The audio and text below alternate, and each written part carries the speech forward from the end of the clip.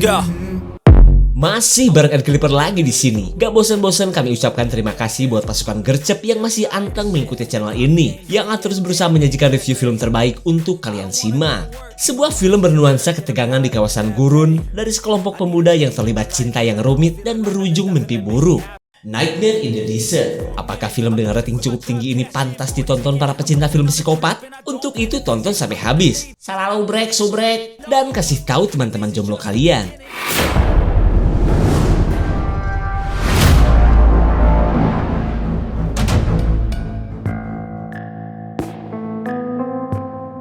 Cerita berawal dari pelarian seorang wanita bernama Sai yang sedang dikejar oleh seseorang di kawasan gurun. Entah apa yang sebenarnya telah terjadi, karena ya filmnya juga baru dimulai.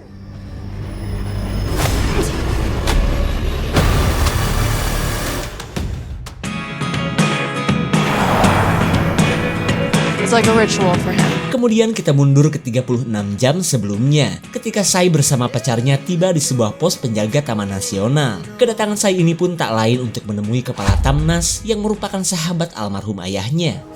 Mr. Jones will do. Pacar Sai yang bernama Chris auto merengkel oleh cengkraman pria tinggi besar dengan ekstrak bulu-bulu salju di wajahnya ini. Tapi meskipun demikian, pria bernama Larry ini orangnya baik, bahkan begitu antusias menyambut kedatangan Sai. Meskipun air galon doang.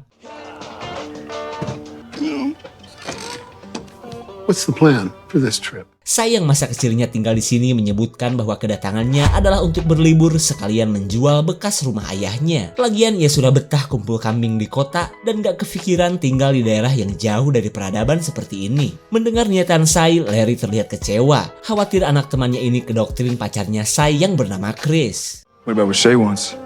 I gotta get some air. Singkat cerita, Sai tiba di rumah mendiang ayahnya setelah 10 tahun tak pernah kesini. Di rumah ini pun Chris iseng kepoin bekas diari pacarnya yang masih terselip foto Sai bersama cinta monyetnya. Sai mengatakan bahwa ia sudah tidak mendengar lagi kabar tentang mantan pacarnya yang bernama Burke itu. Ia pun berharap jangan sampai bertemu dengan si belalai Burke yang dulu paling hobi minjem motor orang kalau mau ngapel. And tumble boys of your past.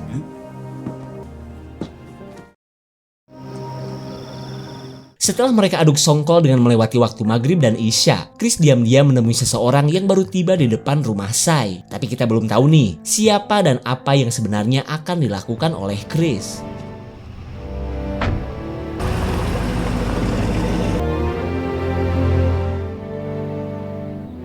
Di keesokan harinya kita beralih ke lokasi parkiran Taman Nasional ketika pasangan maling sedang anteng pepulung di mobil para turis. Mereka yang sudah pro dalam dunia permalingan sudah biasa menjadikan lahan parkir ini sebagai tambang emas mereka. Exactly, it's mine.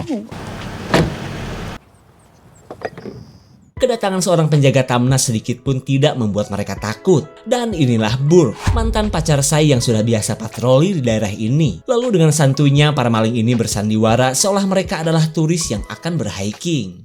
And then some. And you better hope I never do. Setelah para maling pergi, datanglah Larry yang memberitahukan kedatangan Sai. Terlihat Burke pun deg-degser mendengar mantan terindahnya pulang kampung setelah sekian lama mereka gak bertemu. Tak lupa juga Larry menceritakan pacarnya Sai yang seorang fotografer yang ia pikir bakal melamar Sai di kawasan guru nanti. Wah, Burke yang masih punya perasaan lope kepada Sai auto kecewa karena seolah gak punya harapan untuk bisa dekat seperti dulu. That's what I said. No.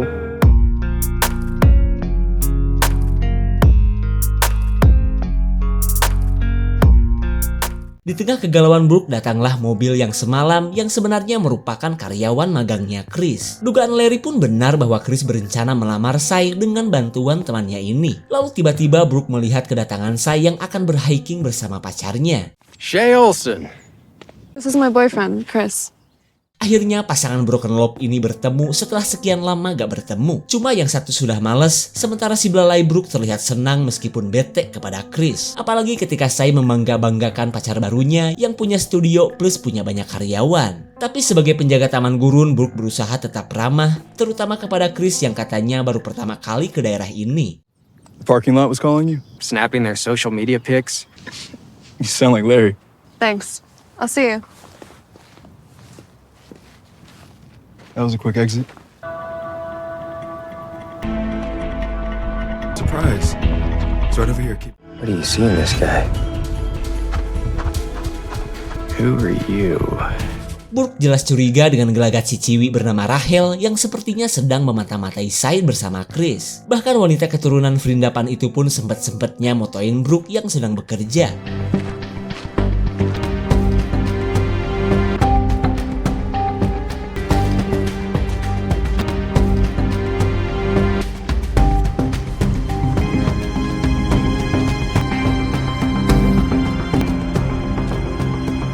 Setelah Rachel melakukan tugas dari atasannya, Chris yang sudah tidak sabar gercep membawa Sai ke lokasi kursi. Terlihat Sai pun heran baru juga pertama kesini, pacarnya sok-sok nunjukin jalan kepadanya.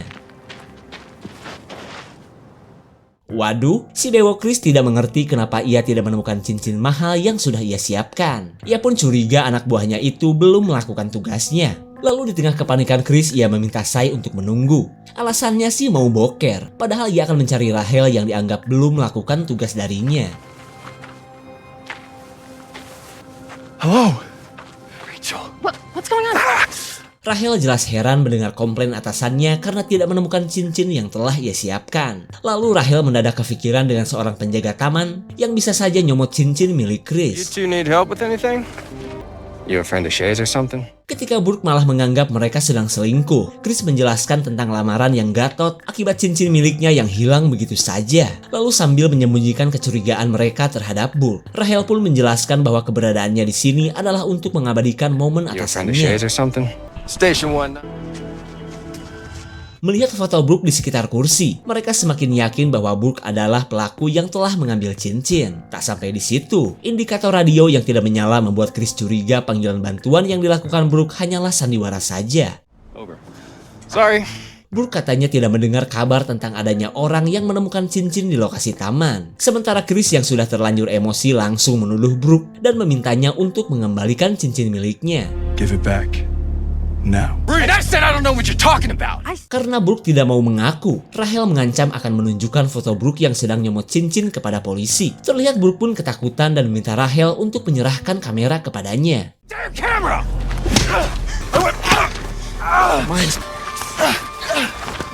I thought somebody was following me. Setelah memori kamera didapat, Burke dengan watadosnya memberikan kotak cincin yang ternyata sudah kosong. Hey!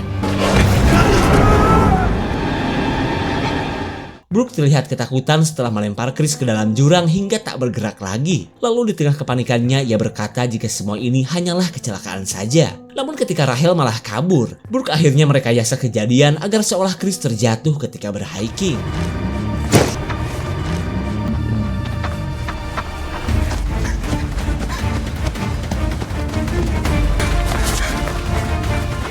I swear I didn't mean to hurt him! Stop! Burke begitu panik melihat Rachel ngajoprak tengkurap akibat terkena tembakannya. Apalagi suara tembakan tadi terdengar sampai ke pos penjaga hingga Larry pun bertanya-tanya. Kemudian Burke berbohong jika suara tembakan tadi berasal dari para pemburu yang sudah berhasil ia usir. Copy that, Bert. Out. You're alive. Karena Rachel masih hidup, Burke khawatir jika sampai Rachel melaporkan perbuatannya hingga ia pun kalap dan berniat untuk menghabisinya saja. Kedatangan Sai membuat rencana Burke gak mungkin dilakukan. Lalu ia gercep merekayasa kejadian agar seolah Chris selingkuh dengan Rachel.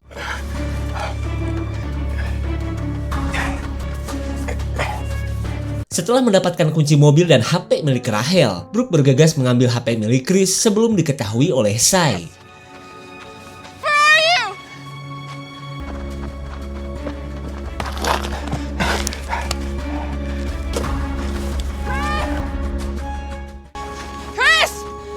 There's a shot.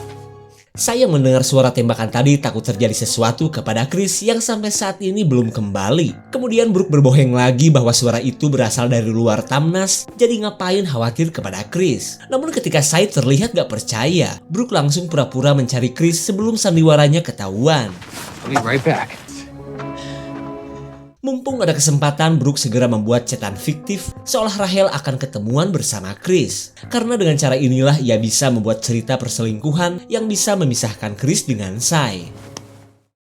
Selang beberapa saat, Brooke mengajak Sai mencari Chris ke tempat lain. Tapi sebelum menemani Ciwi pujaannya, ia sengaja membuang HP Chris terlebih dulu di tempat ini. Damn. Saat berada di lokasi yang ada sinyal, Sai tidak mengerti kenapa HP Chris jadi tidak aktif. Nah, dari saat inilah, Brooke mulai mendoktrin Sai dengan menyebut Chris adalah orang yang gak bertanggung jawab. Ia pun katanya yakin bahwa Chris sudah kabur dengan wanita lain. Don't ask. You two. Sai jelas gak percaya begitu saja dengan bacotan Brooke. Lagian pacarnya itu baru pertama kali kesini, jadi gak mungkin bisa pulang jika tidak melewati jalan yang tadi. Dan karena sudah terlalu jauh ke tengah gurun, Sai berniat untuk kembali saja ke tempat yang tadi. Ketika HP Chris sudah ketemu, tipuan Brooke berhasil membuat Sai kesal saat menemukan banyak pesan masuk dari karyawan pacarnya. Sai penasaran dong, tapi sayangnya ia tidak tahu sandi HP milik pacarnya.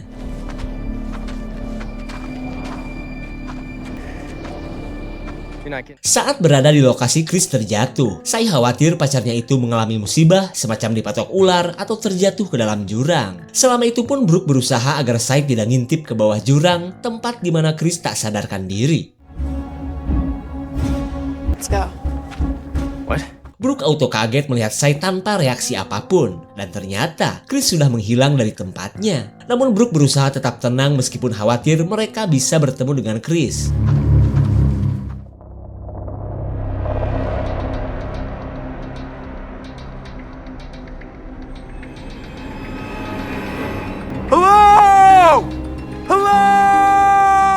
Chris yang baru sadar kebingungan untuk mencari jalan ke tempat ia meninggalkan Sai.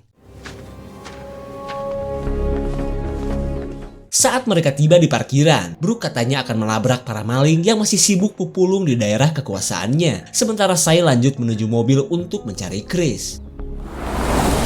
What the hell? Sai kaget melihat satu lagi mobil pacarnya yang meluncur meninggalkan parkiran. Kemudian Brooke mengatakan bahwa di mobil itu ia sempat melihat Chris bersama wanita lain. Keadaan ini membuat Sai mulai percaya bahwa pacarnya sedang berselingkuh dengan Rachel. Lalu di tengah kesedihannya ia meminta Brooke untuk mengantarkannya pulang. God's place first. I have to clean myself. Kembali kepada Chris yang menemukan sebuah gubuk di tengah perjuangannya mencari Sai. Tapi setelah dilihat-lihat ia baru ingat bahwa gubuk tersebut adalah tempatnya Larry. Time to get out of here.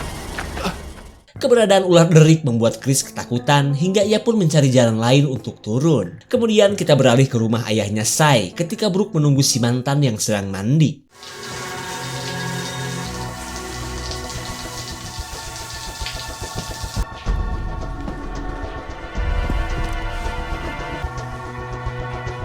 Brooke merasa senang karena si mantan masih menyimpan kenangan indah bersamanya. Tak sampai di situ, Brooke lanjut ngepoin barang bawaan Sai mumpung masih ada kesempatan. Perasaan Brooke langsung rontok mengetahui perut Sai ternyata sudah berisi embrio. Burke? Where'd he go? You ready? You ready to go? Meskipun Brooke patah hati, ia berusaha be aja karena tidak mau merusak kebersamaannya dengan Sai. Singkat cerita, Brooke masih setia menemani Sai yang kini berada di tempatnya Larry. Kemudian Brooke mengungkapkan perasaan bahagianya saat ia melihat kedatangan Sai tadi pagi. Bahkan saking kangennya kepada Sai belakangan ini, Brooke katanya sudah biasa melototin foto kebersamaan mereka yang selalu ia bawa kemana-mana. But I should have handled it better. Would have gone if it didn't happen. Steaks are ready.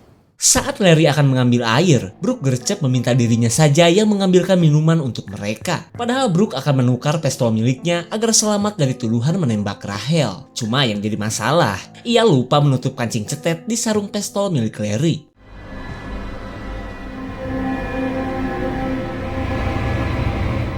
Antara kaget semi bersyukur Rachel tidak menyangka ia masih hidup meskipun sudah diigdor oleh Brooke. Sementara Sai kini sedang menceritakan menghilangnya Chris yang ia anggap sedang selingkuh seperti perkataan Brooke.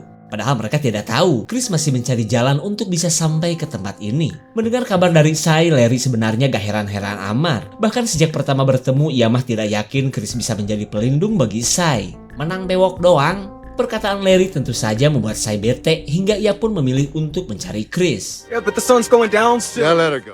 What was this promise you made to Jim? Larry sebenarnya bingung dengan sikap Sai yang terbilang keras kepala. Padahal ayahnya Sai sudah berwasiat kepadanya untuk memastikan Sai mendapatkan pasangan yang tepat. Tells me you're gonna be able to honor that promise.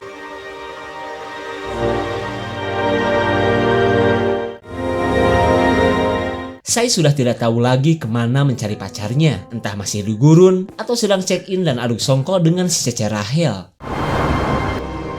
Ketika Sai melihat mobil Chris, Larry merasa bahwa ada seseorang yang sudah ngoprek senjatanya. The whole situation is...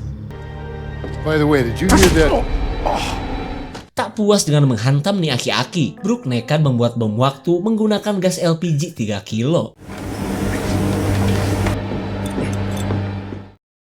Selang beberapa saat kita kembali kepada Sai yang telah menemukan mobil pacarnya. Tapi tak lama kemudian, Brooke datang untuk menemui orang yang mengendarai mobil Chris. Dan ternyata, para pelaku adalah pasangan maling yang ternyata sudah bersekongkol dengan Brooke. Sementara Sai yang tidak mendengar obrolan mereka memilih sembunyi dan menunggu apa yang akan terjadi.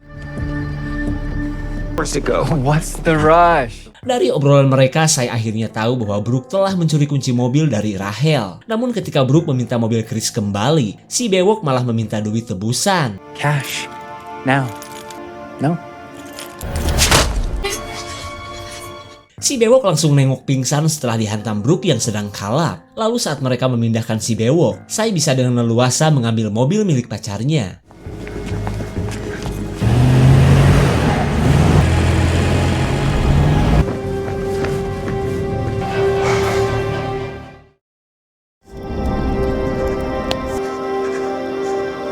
Rahel ternyata mampu bertahan dengan perlengkapan obat miliknya yang sudah ia temukan. Peralatannya pun terbilang lengkap, bahkan ia punya pistol suar untuk meminta bantuan. Di sisi lain, Chris yang sudah ngalir ngidul mencari jalan akhirnya sampai di tempatnya Larry. Tapi bukannya bertemu dengan pria tua itu, Chris malah mencium aroma gas yang semeriwing. Wake up, come on, Larry. We gotta get you out of here. Breathe. Larry seolah tak percaya telah diselamatkan orang yang ia anggap cuma menang bewok doang. Mereka pun saling menceritakan kelakuan Brooke yang telah berubah layaknya seorang psikopat. You're not going anywhere. Di sisi lain, Brooke sedang menghubungi Sai yang sudah berada di depan rumahnya. Tapi tak lama kemudian perhatian mereka tertuju pada tembakan suar yang mereka pikir itu adalah Chris. Lalu tanpa berlama-lama Sai langsung pergi ke lokasi suar yang ia anggap itu adalah kode minta bantuan Chris. Dan tak cuma Sai dan Brooke saja yang akan pergi. Chris yang juga melihat tembakan suar berniat untuk mencari tahu apa yang terjadi. Tapi sebelum berangkat, Larry membekali Chris sebuah kendaraan tempur. Go. Thank you.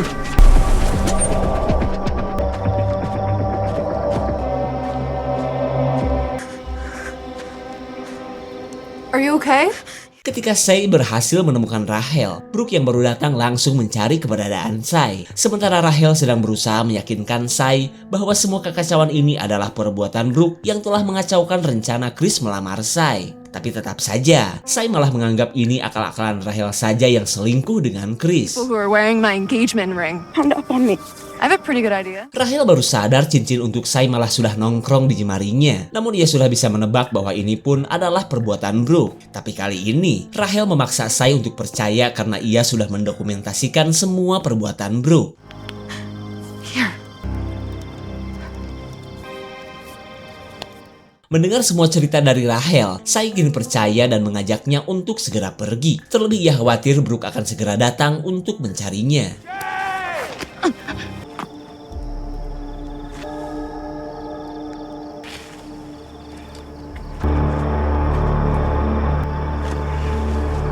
Ketika Brooke menemukan ceceran darah Rahel, Sai menyuruh Rahel untuk bersembunyi karena ia akan meminta penjelasan kepada Brooke atas dasar apa ia melakukan kegilaan ini. Are you okay? Where is she? Who? Sadar Rahel telah membongkar kejahatannya, Brooke meminta Sai untuk menunjukkan di mana keberadaan Rahel. Lalu ia meminta Sai untuk melupakan Chris, si pria cupu yang telah menghamili Sai. How do you know that? Considering Mary. Saya jelas kesal karena Brooke sudah lancang nyomot benda berharga, padahal Chris pun belum mengetahui tentang foto USG ini. Lalu ia memaksa Brooke untuk mengatakan di mana keberadaan pacarnya, karena ia sudah tidak sabar memberitahu tentang kehamilannya. Wah, si burik Brooke semakin cembokur akan perasaan Lope Sai kepada Chris yang begitu gedong. Kekesalannya pun semakin bertambah ketika Sai menyuruh Brooke untuk melupakan kenangan monyet mereka yang menurutnya tidak berarti apa-apa. No. I said no because I couldn't marry you. But you marry this guy. We were a mistake. Our family.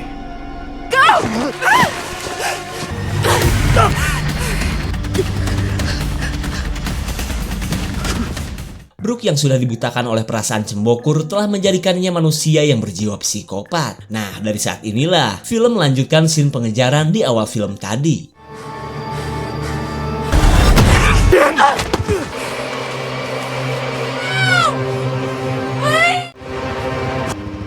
You heard me? Mereka tidak tahu kalau si pengendara ini adalah Chris. Brooke si paling taman nasional pun sok-sok nyetop karena daerah ini haram dilewati mobil. I'll take the ticket.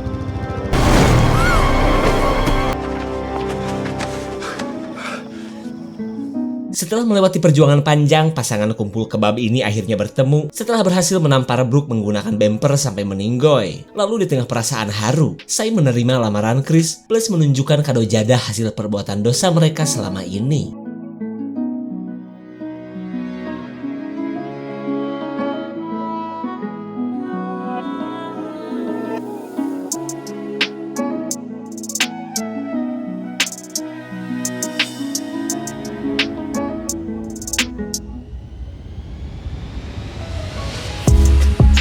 Kisah perjalanan cinta Brooke yang menyedihkan menjadi awal dari semua kegilaannya. Karena sebenarnya, hubungan Brooke dan Sai di masa lalu juga membuat Sai hamil tapi keguguran. Dan karena alasan itulah Sai pindah ke kota ketika Brooke sedang lope-lopenya kepada Sai. Namun setelah sekian lama berpisah, Brooke dan Sai kembali bertemu tapi dengan kenyataan yang sudah berbeda. Dan hingga pada akhirnya, Brooke yang kecewa berat menjadi kalap dan melakukan segala macam cara untuk bisa kembali mendapatkan Sai. Tapi sayang, perjuangannya harus berakhir di tangan Chris. Jika ada tambahan komen guys ya. Segitu saja untuk klip dan review kali ini. Tonton video Ed Clipper lainnya ya. Terima kasih dan sampai jumpa.